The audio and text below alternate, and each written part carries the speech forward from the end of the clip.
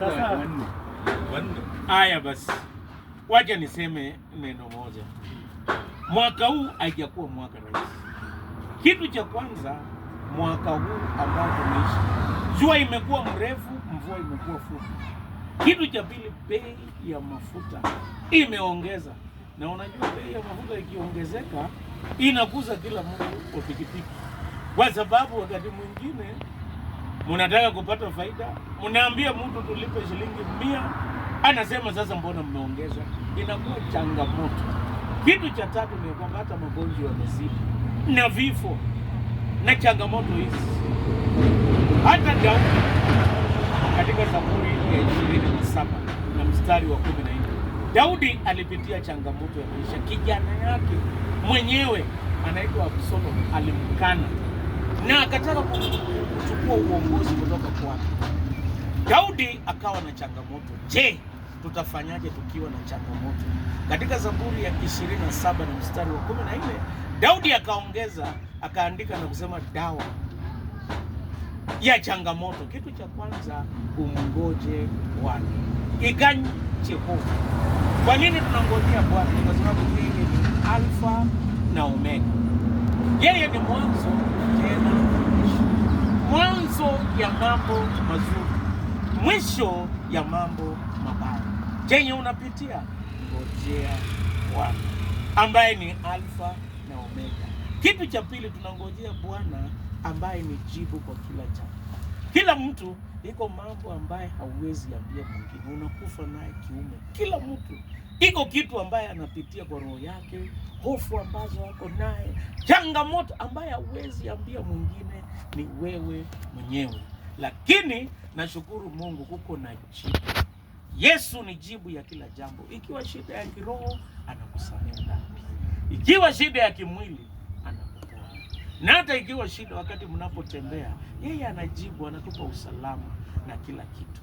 Jambo la tatu ni kwamba ukimngojea Bwana, yeye ni yote ndani ya yote. Ukitaka amani, ukitaka furaha na ukitaka matumaini. Jambo la pili, anasema uwe hodari. Hakuna kazi rahisi.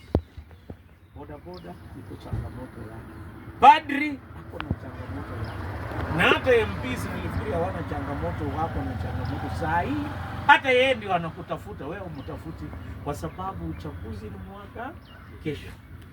Na hata kumbe ukiwa kiongozi, kazi inaweza isha. Niliangalia mwingine alikuwa mkubwa mwaka jana, mwaka ile ingine, saa hii hata anatembea tu kama panda, kwa sababu vitu vinaisha.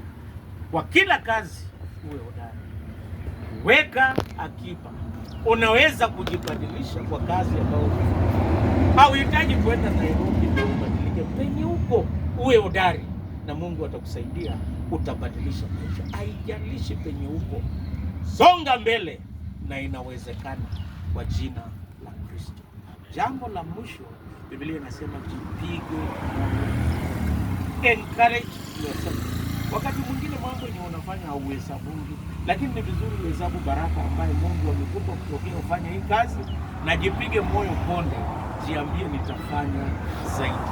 Mungu wa amani akubariki. Na asanteni kila wakati umetupa nafasi kusikiliza neno la Mungu. Na niliwaambia tuko na kanisa hapa, tunaanza saa 2 ibada ya Jumapili, saa 2 mpaka saa 3. Ukiwa na nafasi saa 2 mpaka saa 3, karibu kanisa la ACK St. Mark's. Asanteni sana na Mungu awabariki. Na tuombe.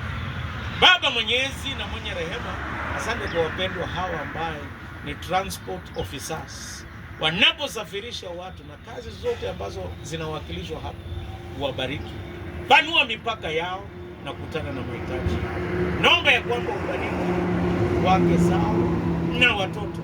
Bariki mashine ambazo wanatumia kufanyia kazi, na panua mipaka yao. Na acha baraka, amani na ushindi yako iwe juu yao. Kwa jina la Mungu Baba, Mwana na Roho Mtakatifu. Amen. Wacha waone sisi tuko. Asante. Wacha watu waone nyinyi muko.